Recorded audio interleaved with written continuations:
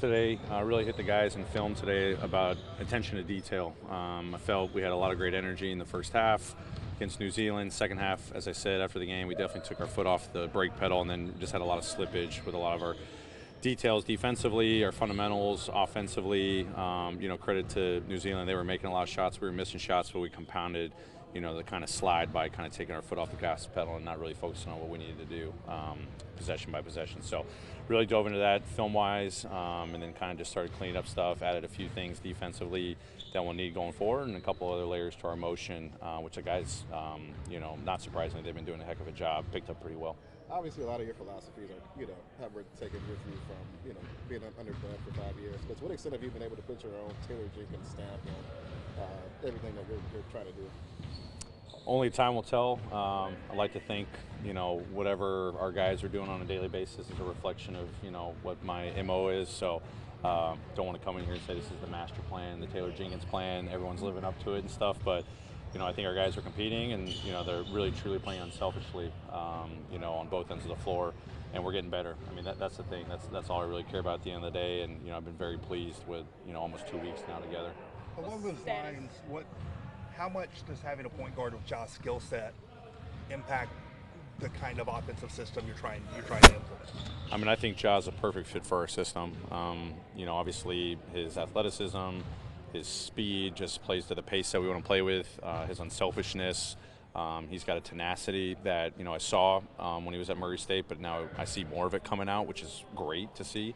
But a player of his caliber just makes our offense work at a whole different level. He seems likely to be a higher usage player at the point than maybe an Eric Bledsoe was, or I think it was Jeff Teague. I remember he had Atlanta, but he seems like just the way he plays, and maybe this will evolve over time. I'm sure it will, but sure. Seems to be a particularly high usage. Like he's impacting the outcome of possessions pretty heavily, right? Yeah, I mean, it's a big responsibility, but ultra confidence in him to make the right play. Obviously, if we want to play at the pace we want to play at, to have the ball in his hands a lot, it's going to, accelerate our growth.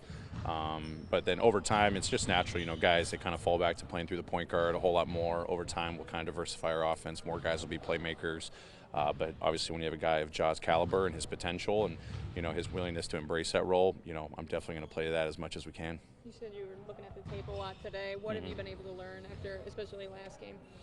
The guys are grasping a lot of what we're talking about. I mean, I think there's a lot of energy, on the court, behind the scenes, and then they're translating that onto the court, and they're a very coachable group. I mean, we've challenged them, from game 1 to game 2, grew in a lot of areas, especially in our pick and roll defense. And now we'll get to be able to see, come Monday night against Charlotte, we've got 5 days now to put a lot of work in, but the biggest thing is that this group really is coachable and they're all coaching each other. So, the big onus is on me to, drive a lot of that, but the fact that a lot of our vets are stepping up to the plate, a lot of our young guys are stepping up, asking questions, keeping the energy going, it just accelerates our learning process. So that's been huge for me. What's JV's status? JV's still on the same timeline, just kind of day by day, just manages soreness. I think he's got an appointment today, and we'll learn a little bit more. But, so far so good. He's been in the mix in practice, observing everything.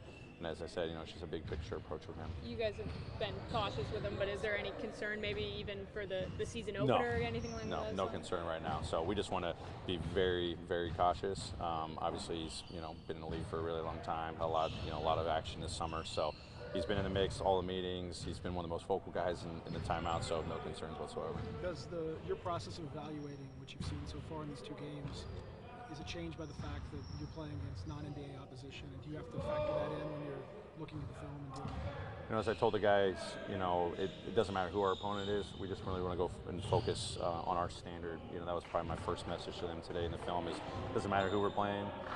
We want to go out there and we have this standard that we want to live up to. Each game you're just setting that standard more and more. And if you regress, we got to clean that up and try to make it more consistent at a higher level. So, excited, for the game on Monday. We've got 5 days, which is, kind of unusual for an NBA season.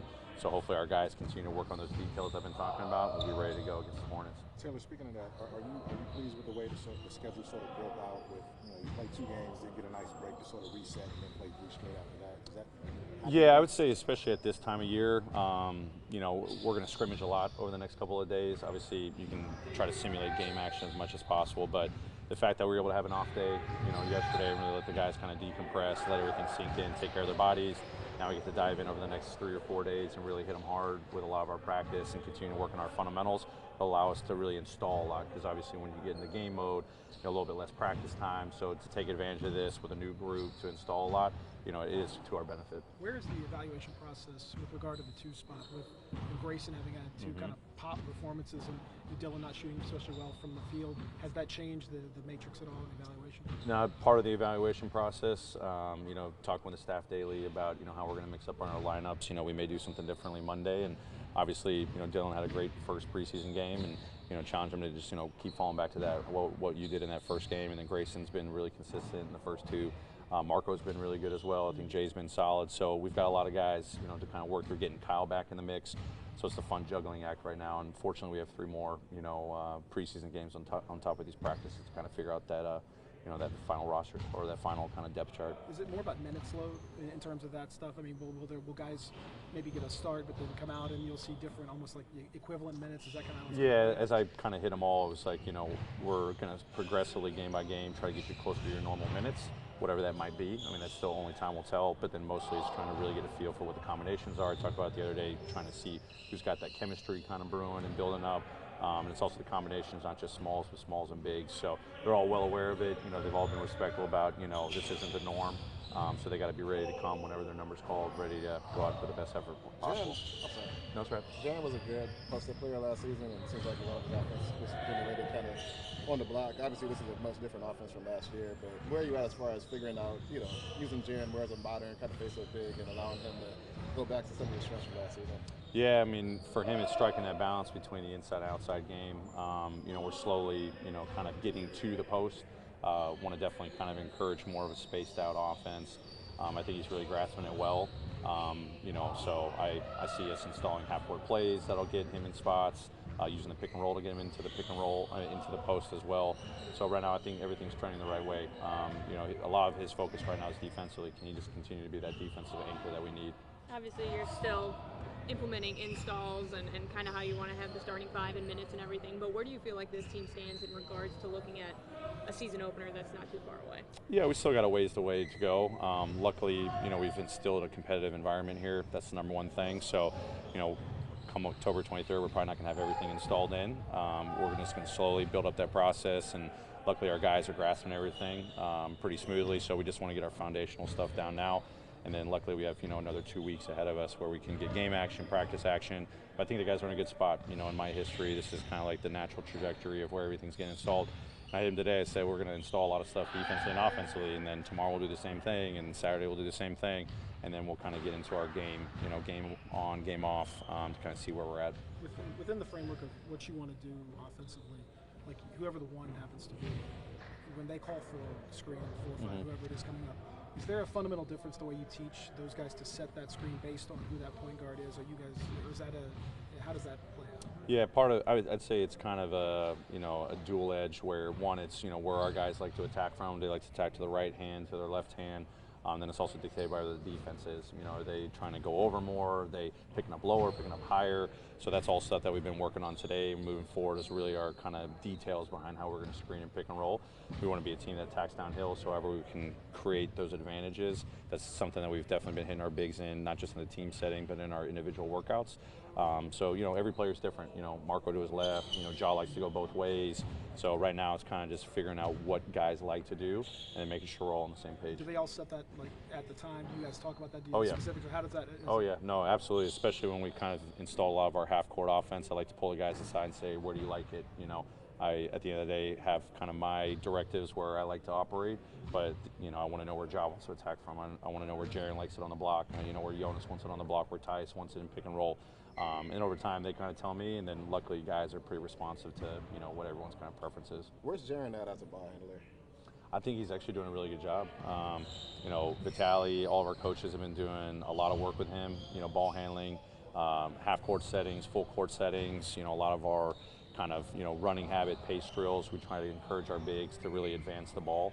I think for him, he's got a comfortability with the ball in his hands. Now it's just making the right reads.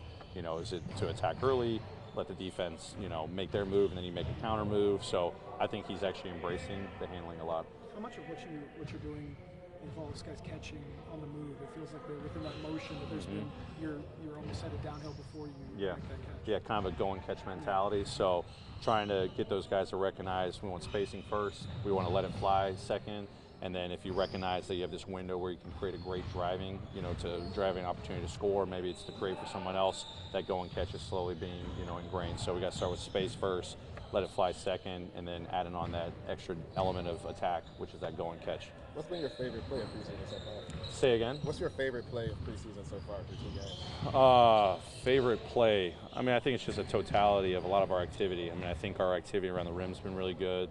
I think Grayson the other night had a couple of transition blocks, a couple of our bigs, Jaron, Bruno, even Solomon, in center field, making great plays around the rim. So those rim protection plays have been big for us. And then I think a lot of the extra pass plays.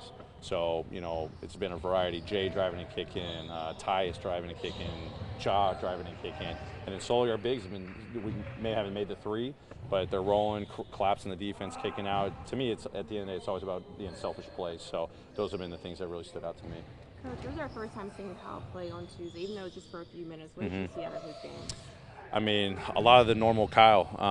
The thing that really jumped off the page for me, which I expected, was his defensive presence. I mean, I thought, he didn't get the first game action, but when we challenged the team to be better on the ball, he took that onus, even though it was his first game. One-on-one defense, keeping guys in front, blowing up DHOs and pick and rolls to, great contests. And then offensively, just kind of playing within the flow, his normal style of play, getting his legs back. As I said the other night, his big thing was, man, I'm winded, and that's good. He's pushing himself. He did that today in our scrimmages and in all of our drill work. So I was really impressed with him. And, if he can continue to be that playmaker offensively and that's solid, team, individual defender, that's what we're going to need out of him.